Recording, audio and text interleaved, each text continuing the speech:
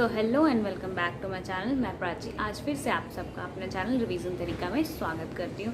जैसा कि मैंने आप सबको पहले ही बता दिया अपने कल की वीडियो में कि अब हमारे एग्ज़ाम के टाइम्स बहुत ज़्यादा ही नज़दीक आ सकते हैं, किसी भी टाइम हमारे एग्ज़ाम हो सकते हैं। तो उसके लिए हमें क्या करना है, सबसे पहले तो हमें सारे सिलेबस की रिवीजन करनी है। तो रिवीजन में सबसे पहले जो कल हमने स्टार्ट किया वो हमारा टॉपिक था बैच कल्चर। बैच कल्चर की एक क्विक रिवीजन ली थी। उसके बाद हमने ग्रोथ काइनेटिक्स इन बैच कल्चर में ग्रोथ काइनेटिक्स कैसी होती है उसको समझा था। उसके बाद हमने मोनोड इक्वेशन को भी देखा था। आज हम पढ़ेंगे ग्रोथ काइनेटिक्स इन कंटिन्यूअस कल्चर, और कंटिन्यूअस कल्चर में ग्रोथ काइनेटिक्स को मोनोड इक्वेशन से क्या रिलेशन है उसे भी हम एक्सप्लेन करेंगे। तो करते हैं वीडियो को स्टार्ट। तो सबसे पहले है हमारा ग्रोथ काइनेटिक्स इन कंटिन्यूअस कल्चर।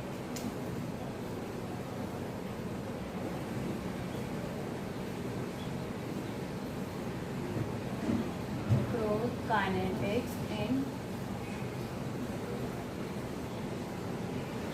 Continuous culture. तो इसको स्टार्ट करने से पहले हम एक क्विक रिवीजन लेंगे हम अपने बैच कल्चर के ग्राफ का। जो हमारा बैच कल्चर का ग्राफ था वो हमारा इधर होता था लॉग नंबर ऑफ सेल्स, और इधर टाइम के साथ हमारा ग्राफ कुछ इस तरह से एंड हो जाता था। मतलब यहाँ पे lag phase, log phase, stationary phase और डेथ और डिक्लाइन फेज आती थी। तो और ये जो भी प्रोसेस था हमारा एक बैच में प्रोसेस था, मतलब कि एक बार में जो भी उसमें nutrients and media, micro organism, bacteria जो हमने ऐड करना होता था हम ऐड कर देते थे, और एंड में जो भी हमारा प्रोडक्ट होता था उसको हम रिकवर कर लेते थे, मतलब कि हम ले लेते थे उस प्रोडक्ट्स को। तो उसके बाद आती है हमारा कंटिन्यूअस कल्चर। तो कंटिन्यूअस कल्चर में क्या होता है, वहाँ पे एक चीज़ अलग होती है, जो हमारा डेथ और डिक्लाइन फेज आ रहा होता है वो उस कल्चर में नहीं होते। हमारे पास लैग फेज, लॉग और एक्सपोनेंशियल फेज, स्टेशनरी फेज के बाद ये यहाँ से फिर से हमारा लॉग फेज में आ जाता है। ये कभी भी डिक्लाइन फेज की ओर नहीं जाता है। जो हमारा कंटिन्यूअस कल्चर का ग्राफ होता है वो कभी भी डेथ और डिक्लाइन फेज में नहीं जाता है। तो यहाँ से एक चीज़ क्लियर हो गई हमारी कि जो भी हमारा कंटिन्यूअस कल्चर का ग्राफ बनेगा उसमें हमारा डेथ वाली फेज़ या डिक्लाइन वाली फेज़ जो भी आप कह लो वो नहीं आएगी। उसके बाद आती है हमारे पास क्या अब जो डिफरेंसेस होते हैं, डिफरेंसेस मैंने बता रखे हैं, वो आपने नहीं देखे तो आई बटन में जाके देख सकते हैं बैच और कंटिन्यूअस में क्या डिफरेंसेस होते हैं। तो मैंने जो कुछ पॉइंट्स लिखे हैं ये जो आप देख सकते हैं, मैं आपको दिखा देती हूँ। ये सारे मेरे हैंड रिटन नोट्स हैं, तो मैंने इसे खुद से बनाया था, तो मैं उसी को एक्सप्लेन कर रही हूँ आप सबके आगे। तो ग्रोथ काइनेटिक्स में लिखा है, if the vessel is design in such a way with an overflow mechanism such that added media displaces an equal amount of volume. इसका मतलब मैंने ये लिखा है कि जो हमारा बैच कल्चर का सिस्टम था उसमें क्या था, वो एक क्लोज सिस्टम हुआ करता था। क्लोज सिस्टम में होने के कारण से जितना भी मीडिया उसे लॉग फेज के टाइम पे मिलता था उस दौरान वो जो भी हमारा इक्वेशन होता था बहुत ही रैपिड ग्रोथ होती थी उसके। बट हमारा कंटिन्यूअस कल्चर में क्या होता है, हम इसे क्लोज्ड वेसल सिस्टम में नहीं कर सकते हैं, क्योंकि हमें जितने भी हमारा जो स्टेशनरी फेज पे जो हमारा ग्राफ पहुंच जाता है या वो जो टाइम वहाँ पहुंच जाती है उसके बाद हमें उसमें मीडिया को डालना होता है, और जितने वेस्ट और टॉक्सिक एक्यूमुलेट हुए होते हैं उसे हमें निकाल लेना होता है, ताकि हमारा जो भी मीडिया में जो प्रोडक्ट है, जो हमारा प्रोडक्ट है वो ख़राब ना हो। तो इसका मतलब मैं ये कहती हूँ, जब हम वेसल को इस तरह से डिज़ाइन करेंगे कि जितना भी अमाउंट ऑफ हम मीडिया ऊपर से डालेंगे उतना ही हम उसको नीचे से रिकवर कर लेंगे, मतलब निकाल लेंगे। फॉर एग्ज़ाम्पल ये अगर हमने अपना सिस्टम बनाया है, इस सिस्टम को हम इस तरह से डिज़ाइन करेंगे कि जितना भी हम ऊपर से मीडिया या कुछ भी चीज़ डालेंगे उतना हम नीचे से हार्वेस्ट कर लेंगे, हार्वेस्ट कर ले, कलेक्ट कर ले, जो भी आप बोल सकते हो। मैं समझाने के लिए जो मेरे मुंह में अभी वर्ड आ रहा है मैंने वो यूज़ कर लिया। तो इस तरह से अपने कंटिन्यूअस कल्चर में अपने वेसल्स को हमें डिज़ाइन करना होता है। तो ग्रोथ काइनेटिक्स आएगी तो ये तो नहीं आप सिर्फ डेरिवेशन उठा के वहाँ लिख दोगे, आपको मार्क्स मिल जाएंगे। तो डेरिवेशन के साथ साथ हमें कुछ पॉइंट्स भी लिखने होते हैं। तो डेरिवेशन के साथ पहला पॉइंट हम ये लिखेंगे कि हम अपने कंटिन्यूअस कल्चर को इस तरह से डिज़ाइन करेंगे कि जितना भी हम मीडिया उसमें डालेंगे वो मीडिया को हम रिकवर कर सकते हैं। उसके बाद मैंने लिखा the continuous culture of a cell can be achieve. इसके बाद क्या होता है, जब इस तरह से करेंगे तो एक स्टेडी स्टेट अचीव हो जाएगी हमें। मतलब स्टेडी स्टेट का मतलब जितना हम डाल रहे हैं उतना हम निकाल रहे हैं, जितना हम डाल रहे हैं, जितना हमने मीडिया डाला उतना प्रोडक्ट को ले लिया, जितना मीडिया डाला उतना प्रोडक्ट को एक टाइम टू टाइम निकाल लें। मतलब हम कंटिन्यूसली फैट भी कर रहे हैं और कंटिन्यूसली अपने प्रोडक्ट को भी निकाल रहे हैं। तो ये हमारे कंटिन्यूस कल्चर में हुआ। तो क्या हुआ, यहाँ पे एक फ्लो रेट की बात हो रही है कि एक रेट से हम डाल रहे हैं और उस रेट से हम निकाल रहे हैं। तो क्या फ्लो रेट कैसी है उस सबको हम देखेंगे। उसके बाद मैंने ऐसे लिखा है the formation of new biomass by the culture is balanced by the loss of biomass from the vessel. इसका मतलब ये होता है कि जितने भी हमने अपने बायोमास होते हैं, जितने भी हमने अपने मीडिया में डाला होता है, उसका जो लॉस होता है, जैसे कि जो निकाला होता है हमने प्रोडक्ट, उसके लॉस को हम किस तरह से फुलफिल करते हैं अपनी मीडिया को उसमें डाल के। मतलब घुमा फिरा के आप 2-4 लाइन इस चीज़ पे लिख सकते हो बहुत ही ईजिली। उसके बाद हम आते हैं अपने इक्वेशन पे। The flow of media is release to the volume by vessel by the dilution rate given by. अब यहाँ पे बात आ रही है कंटिन्यूस कल्चर की, हम जो इक्वेशन वो लिखेंगे। तो सबसे पहले हम डाइल्यूशन रेट की बात करेंगे। तो डाइल्यूशन रेट हमारा होगा D is equals to F/V। तो डाइल्यूशन हमारा D क्या है, हमारा डाइल्यूशन रेट और F हमारा क्या होगा, फ्लो रेट। F क्या है हमारा,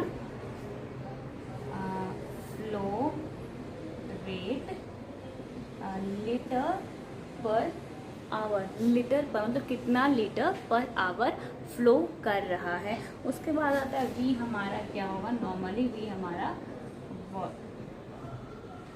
वॉल्यूम पर लीटर। हमारा वॉल्यूम हमने किस यूनिट में लिया है, लीटर में ही लेते हैं ऑब्वियसली, तो हमने लीटर में लिया है। तो अब इसको हम किस तरह से लिखेंगे, next dx/dt is equals to, इसमें क्या होगा, जितना हमने उसमें डाला और उसने ग्रो किया और आउटपुट आएगा। तो हमारा यहाँ पर हम लिख सकते हैं ग्रोथ माइनस आउटपुट। मतलब यहाँ पर हमने लिखा dx/dt मतलब स्मॉल कोई क्वांटिटी और स्मॉल टाइम में क्या हम निकालेंगे, एक ग्रोथ कितनी हुई और उसकी आउटपुट कितनी हुई। उसके बाद हम उसके बाद लिखेंगे कि अब the net change in the cell concentration over time may be expressed as a given expression. अब थोड़े टाइम के बाद क्या चेंजेस आए होंगे उसमें, उसको हम किस इक्वेशन से डिनोट करेंगे। तो हम यहाँ तक क्लियर है। ये समझो तो हमारा फर्स्ट इक्वेशन है जिसमें हमने डाइल्यूशन रेट को डाइल्यूशन रेट को हमने फ्लो रेट के और जो भी हमारा वॉल्यूम है उससे डिनोट कर दिया। उसके बाद हमने किस चीज़ को क्या डिनोट करते हैं वो लिखा। फिर एक स्मॉल टाइम में हम इसको किस तरह से डिनोट करते हैं, dx/dt ग्रोथ माइनस आउटपुट। उसके बाद हम क्या करेंगे, एक स्मॉल चेंज इन टाइम के साथ उस इक्वेशन को कैसे एक्सप्रेस करेंगे। यहाँ पे लिख सकते हैं change in time with small change in time, the equation can be written as।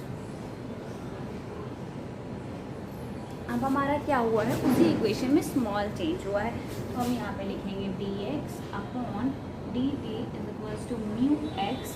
अब म्यू एक्स में हमने क्या किया था, एक हमने ग्रोथ ली थी, एक हमने output, mu x minus dx। अब हम इसको इक्वेशन नंबर 1 लिया था तो हम इसको इक्वेशन नंबर 2 ले लेते हैं। तो ये हमने एक स्मॉल चेंज किया तो उस इक्वेशन को कैसे लिखा वो हमने डिनोट कर दिया। उसका under steady state condition the cell concentration remain constant. एक तो हमने देख लिया कि एक थोड़े टाइम के बाद उस कल्चर में थोड़ा सा चेंज आया होगा। दूसरी बात कि उसके बाद एक स्टेडी स्टेट मेंटेन हो जाता है, मतलब कि जैसे कि हमारा ग्राफ आता है यहाँ से इसको ऐसा टाइम लगा, उसके बाद जो ग्राफ हमारा ऐसा ही चलता जाता है, फिर ऐसा आता होगा, एक स्टेडी स्टेट मेंटेन हो जाता है। तो उस स्टेडी स्टेट में इक्वेशंस क्या बनेगी, तो अंडर स्टेडी स्टेट जो ग्रोथ भी होगी क्या होगी, वो कांस्टेंट होगी। तो cell concentration remain constant. Under steady state the cell concentration remain constant. अब रिमेन कांस्टेंट में कैसा बन जाएगा, dx/dt is equal to, simply बात है 0, कुछ चेंजेस ही नहीं आएगा। dx upon dt is equal to 0। ये हमारा हो गया इक्वेशन नंबर 3। तो हमने इक्वेशन 1, 2 और 3 देख लिया। अब हम करेंगे क्या करेंगे, इक्वेशन 3 को इक्वेशन नंबर 2 में डालेंगे। तो क्या बनेगा, इस इक्वेशन को हम इसमें पुट करेंगे।